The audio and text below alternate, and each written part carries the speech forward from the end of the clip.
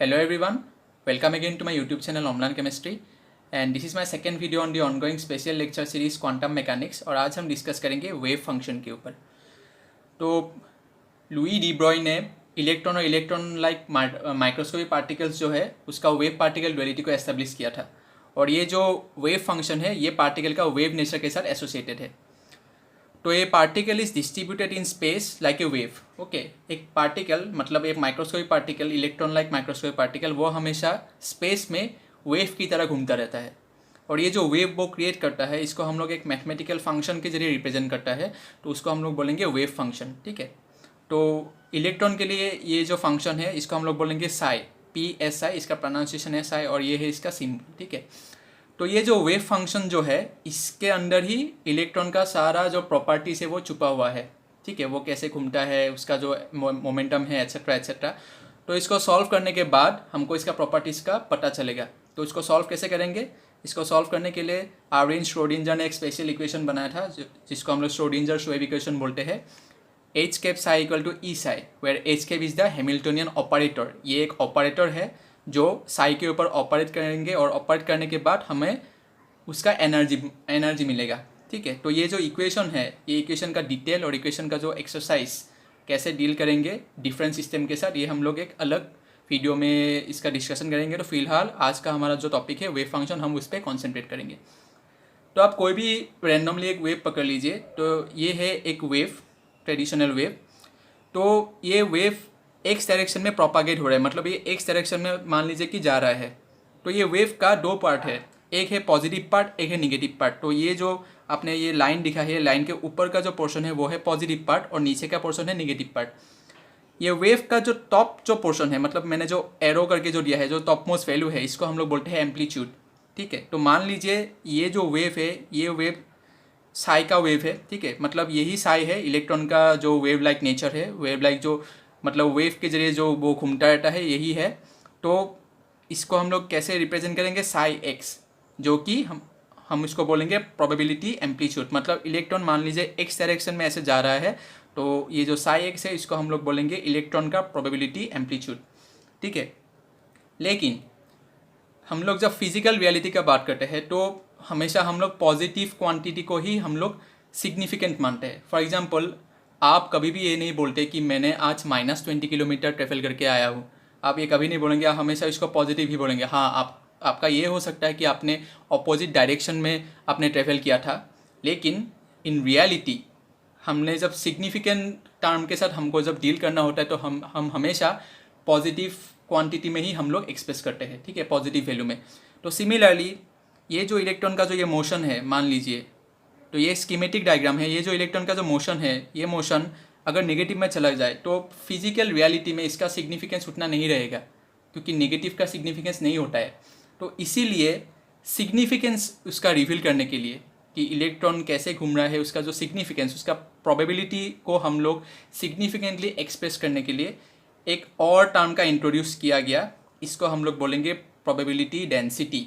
ठीक है, तो मान लीजिए x है एक पॉइंट, x पॉइंट, और x प्लस डी एक्स मतलब बहुत ही कम डिस्टेंस वाला। ठीक है, x प्लस डी एक्स का बीच का जो पोर्शन है, जो मतलब लेंथ है, उस लेंथ में इलेक्ट्रॉन को पाने का कितना प्रोबेबिलिटी हो सकता है। तो इसको हम लोग एक्सप्रेस करेंगे psi x modulus square d x. ये स्क्वायर क्यों दिया गया? ताकि ये जो नेगेटिव का जो वैल्यू है वो पॉजिटिव में हम लोग तब्दील कर सके। ठीक है, तो डी एक्स क्यों दिया गया? क्योंकि ये हमने बहुत ही कम जगह के अंदर, मतलब बहुत ही कम स्पेस के अंदर, मान लीजिए कि एक लाइन के अंदर हमने ये कंसीडर किया है, इसीलिए ये जो प्रोबेबिलिटी डेंसिटी है इसको ऐसे एक्सप्रेस किया गया। ठीक है, अभी इन रियलिटी इलेक्ट्रॉन स्पेस में ट्रेवल करता है, ये सिर्फ एक ही डायरेक्शन में ट्रेवल नहीं करता है। यहाँ पे मैंने सिर्फ एक ही डायरेक्शन का एग्जांपल लिया है, वो है एक्स डायरेक्शन, मतलब ये 1 डायमेंशनल है। लेकिन स्पेस में हमेशा इलेक्ट्रॉन 3 डायमेंशन के साथ मतलब डील करता है, एक्स वाई जेड तीनों डायरेक्शन में डील करता है। तो इसीलिए ये जो प्रोबेबिलिटी डेंसिटी होगा ये हम लोग स्पेस में कैसे इसको एक्सप्रेस करेंगे? इसको एक्सप्रेस करेंगे साई स्क्वायर डी टाउ। ये डी टाउ क्या है? इसको हम लोग बोलेंगे वॉल्यूम एलिमेंट, जो कि ये जो डी एक्स था पहले, प्रोबेबिलिटी एम्पलीट्यूड का जो मतलब एक्स डायरेक्शन में था, जो डी एक्स था उसको रिप्लेस करेंगे डी टाउ, और डी टाउ क्या होगा d x into d y into d z. मतलब ये डी टाउ तीनों डायरेक्शन में इलेक्ट्रॉन को पाने का, कम स्पेस में, बहुत ही कम स्पेस में इलेक्ट्रॉन को पाने का प्रोबेबिलिटी क्या होगा उसको ये बताएंगे। ठीक है, अब मैथमेटिक्स में या फिर फिजिक्स में आप लोगों ने ऐसे किया होगा कि जब भी कोई स्पेस के अंदर हम लोग को कोई भी क्वांटिटी का मेजरमेंट लेना होता है तो पहले हम लोग क्या करते हैं, एक बहुत ही कम इनफाइनेटेसिमल स्मॉल अमाउंट का हमको वैल्यू, मतलब हम उसका वैल्यू निकालते हैं, उसके बाद हम क्या करते हैं उसको इंटीग्रेट करते हैं। तो सिमिलरली ये बहुत ही कम स्पेस के अंदर इलेक्ट्रॉन का पाने का प्रोबेबिलिटी है, तो इसको अगर हमको लार्ज स्पेस के अंदर हमको निकालना है तो हम इसको इंटीग्रेट करेंगे उसका लिमिट देके। ठीक है, तो यहाँ तक क्या समझ रहा कि इलेक्ट्रॉन का जो वेव नेचर है, जो इसका वेव लाइक बिहेवियर है, इसको हम लोग एक मैथमेटिकल फंक्शन के जरिए रिप्रेजेंट करते हैं, जिसको हम लोग क्या बोलते हैं वेव फंक्शन, जिसको हम लोग साई बोलते हैं। ठीक है, ये साई को सॉल्व कैसे करते हैं स्क्रोडिंजर्स वेव इक्वेशन के जरिए, और इसको सॉल्व करने के बाद उसका एनर्जी मिलता है। ठीक है, तो साई एक्स को हम लोग प्रोबेबिलिटी एम्पलीट्यूड बोलते हैं, लेकिन इसका जो फिजिकल सिग्निफिकेंस, मतलब इसका जो प्रोबेबिलिटी डेंसिटी, उसको एक्सप्रेस करने के लिए हम इसका स्क्वायर लेते हैं, और साई स्क्वायर डी एक्स ये वन डायमेंशनल प्रोबेबिलिटी डेंसिटी को समझाता है जो कि एक्स डायरेक्शन में है। लेकिन अगर हम इसका स्पेस में इसको इंक्लूड करें, जो कि इलेक्ट्रॉन 3D स्पेस में घूमता रहता है, तो इसीलिए डी एक्स उतना सिग्निफिकेंट नहीं है। इसको सिग्निफिकेंट बनाने के लिए हमको एक और टर्म चाहिए जिसको हम लोग बोलते हैं डी टाउ, इसको हम लोग वॉल्यूम एलिमेंट बोलते हैं, और डी टाउ का वैल्यू कितना है d x into d y into d z. तो इसका सिग्निफिकेंट क्या है कि ये वैल्यू इलेक्ट्रॉन का एक पार्टिकुलर स्पेस में, बहुत ही कम स्पेस में, इन्फाइनेटेसिमल स्पेस में उसका डेंसिटी कितना है, मतलब उसका पाने का चांस कितना है, ये इसको बताएंगे। ठीक है, तो ये है वेव फंक्शन का बेसिक डेफिनेशन। अभी क्वांटम मैकेनिक्स में एक वेव फंक्शन एक्सेप्टेबल होने के लिए, मतलब एक वेव फंक्शन को एक्सेप्ट करने के लिए उसका कुछ प्रॉपर्टी होना बहुत ज़रूरी है। तो चलिए हम उस प्रॉपर्टी को समझते हैं। सबसे पहला प्रॉपर्टी है कि एक वेव फंक्शन को कॉन्टिन्यूस होना पड़ेगा। कॉन्टिन्यूस, अगर एक वेव फंक्शन मान लीजिए बीच में कहीं डिसकॉन्टिन्यूस हो गया उसका वैल्यू, तो वो acceptable wave function quantum mechanics में नहीं होगा। फॉर एग्जांपल ये पहला ग्राफ देखिए, ये मैंने एक स्कीमेटिक ग्राफ बनाया है, तो यहाँ पे ये डॉट डॉट करके जो दिखाया है, तो इस पॉइंट में ये ऊपर वाला जो वैल्यू है और जो नीचे का वैल्यू है ये डिसकॉन्टिन्यूस है, मतलब ये टूट चुका है। तो ऐसा वेव फंक्शन एक्सेप्ट नहीं होगा, ये कॉन्टिन्यूस होना पड़ेगा तभी ये एक्सेप्ट होगा। तो सबसे पहला प्रॉपर्टी। दूसरा प्रॉपर्टी है कि वेव फंक्शन सिंगल वैल्यूड होना चाहिए, मतलब एक पार्टिकुलर वैल्यू पॉइंट में उसका एक ही पार्टिकुलर वैल्यू होना चाहिए, तभी वो एक्सेप्ट होगा। अब दूसरे ग्राफ में आ जाइए, मान लीजिए कि ये एक पॉइंट है, तो इस पॉइंट में ये जो फंक्शन का जो मैंने ग्राफ बनाया इसका दो वैल्यू है, एक वैल्यू है ये और एक वैल्यू है ये ऊपर का।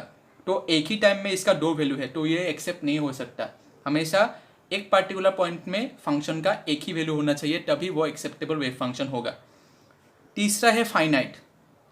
ठीक है, तो ये वेव फंक्शन का वैल्यू हमेशा फाइनाइट होना चाहिए, इनफाइनाइट होने से वो नहीं चलेगा।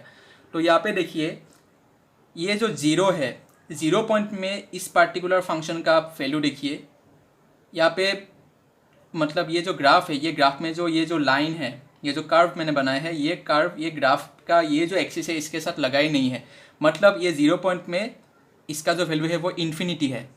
ठीक है, तो ये जो फंक्शन है ये फंक्शन एक्सेप्टेबल नहीं हो सकता क्योंकि इसका वैल्यू हमेशा फाइनाइट होना चाहिए। And last but not the least, ये बहुत ही इंपॉर्टेंट प्रॉपर्टी है, एसेंशियल और नेसेसिटी है, ये है कि फंक्शन को नॉर्मलाइज होना पड़ेगा। अभी नॉर्मलाइजेशन का मतलब क्या है? इसका मतलब ये है सिंपल लैंग्वेज में, probability in finding the particle in total space is equal to 1। अब देखिए ये जो साई स्क्वायर डी टाउ है, इसको मैंने क्या बोला, probability of finding A particle in A infinitesimal small volume, एक बहुत ही छोटा वॉल्यूम में 3D स्पेस में पाने का इसका प्रोबेबिलिटी। ठीक है, अभी मान लीजिए कि टोटल स्पेस, मतलब जितना स्पेस पॉसिबल है उस स्पेस में कहीं ना कहीं तो इलेक्ट्रॉन ज़रूर प्रेजेंट होगा, कहीं ना कहीं तो हमको मिलेगा ही मिलेगा। ठीक है, तो ये जो मतलब एक्सप्रेशन है, जो मतलब टोटल स्पेस में पार्टिकल पाने का जो एक्सप्रेशन, इसको मैथमेटिकली हम लोग ऐसे एक्सप्रेस करते हैं। तो ये है इंटीग्रेशन, लिमिट हम लोग ने दे दिया -∞ टू +∞। अब आप लोग ये मत सोचिए कि इन्फिनिटी का मतलब ये है कि वेव फंक्शन इनफाइनाइट है, नहीं। यहाँ पे -∞ टू +∞ इसलिए दिया गया ताकि हम लोग ये समझा सके कि यहाँ पे हमने पार्टिकल को टोटल स्पेस में पाने का कितना चांस है ये हमने कंसीडर किया है, टोटल जितना पॉसिबल स्पेस हो सकता है, ठीक है। तो psi into psi star d tau is equal to 1। तो ये हो गया आपका नॉर्मलाइजेशन का एक्सप्रेशन। तो इसका मतलब क्या है कि टोटल स्पेस में कहीं ना कहीं इलेक्ट्रॉन पाने की पॉसिबिलिटी है ही है, ठीक है। Probability in finding the particle in total space is equal to 1, इसी को हम लोग बोलते हैं नॉर्मलाइजेशन। अगर किसी वेव फंक्शन इस एक्सप्रेशन को अप्लाई करने के बाद अगर उसका वैल्यू 1 नहीं आता है तो वो फंक्शन एक्सेप्टेबल नहीं हो सकता, उसको हमको एक्स्ट्रा करके उसको नॉर्मलाइज करना पड़ेगा। उसके लिए एक फंक्शन, एक कांस्टेंट से उसको मल्टीप्लाई करना पड़ेगा, जिस कांस्टेंट को हम लोग बोलेंगे नॉर्मलाइजेशन कांस्टेंट, जिसके बारे में हम लोग एक दूसरे वीडियो में लेक्चर में इसके बारे में डिस्कस करेंगे। तो इन ए नटशेल वेव फंक्शन का प्रॉपर्टीज़ क्या है? सबसे पहले तो ये कॉन्टिन्यूस होना पड़ेगा, ठीक है, कॉन्टिन्यूस वैल्यूड होना पड़ेगा। सेकेंडली सिंगल वैल्यूड, एक पार्टिकुलर पॉइंट में उसका एक ही वैल्यू होना पड़ेगा। तीसरा बात फाइनिट होना पड़ेगा, इनफाइनिट होने से नहीं होगा। और जो लास्ट है वो है उस नॉर्मलाइजेशन, मतलब जो फंक्शन है, जो वेव फंक्शन है उसका वैल्यू वो क्या होना पड़ेगा, टोटल स्पेस में, टोटल पॉसिबल स्पेस में उसका वैल्यू 1 होना पड़ेगा। मतलब probability of finding the particle in total space वो हमेशा 1 होना चाहिए। अगर वो 1 नहीं होता है इसका मतलब वो फंक्शन नॉर्मलाइज नहीं है और वो फंक्शन एक्सेप्टेबल नहीं होगा। तो उसको एक्सेप्टेबल बनाने के लिए एक कांस्टेंट के साथ हमें उसको मल्टीप्लाई करना पड़ेगा और उसी कांस्टेंट को हम लोग बोलेंगे नॉर्मलाइजेशन कांस्टेंट, ठीक है। So this is all the basic about wave function.